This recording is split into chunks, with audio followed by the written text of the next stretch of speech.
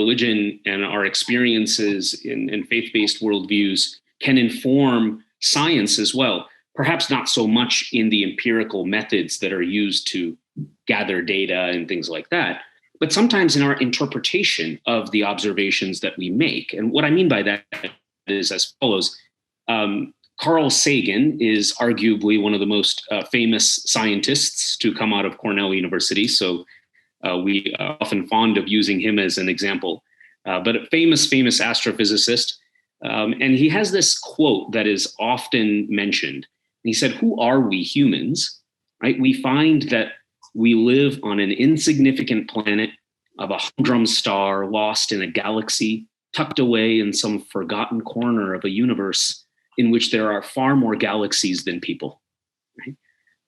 And what I often really enjoy thinking about when I see that quote is, surprisingly, I actually find that there isn't a whole lot in the Bible that actually is contrary to that, right? When it comes to the stuff that we're made of and our position in the universe, we find that there's a lot that is contrary to it, which actually leads me to then think that the value we have isn't intrinsic to us as much as it is given unto us by our Creator.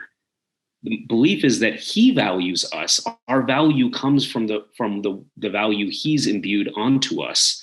And so as a person of faith, I can look at Carl Sagan's statement and say, it's absolutely true, but I don't actually find those observations threatening as a religious person. I actually find it even more inspiring because it elevates God even further, that such a quote unquote insignificant species on an insignificant planet could have value to Him, that He would want to relate with us. It says more about Him than it does about anything else to me. And that leads me to a place of awe and worship and humility.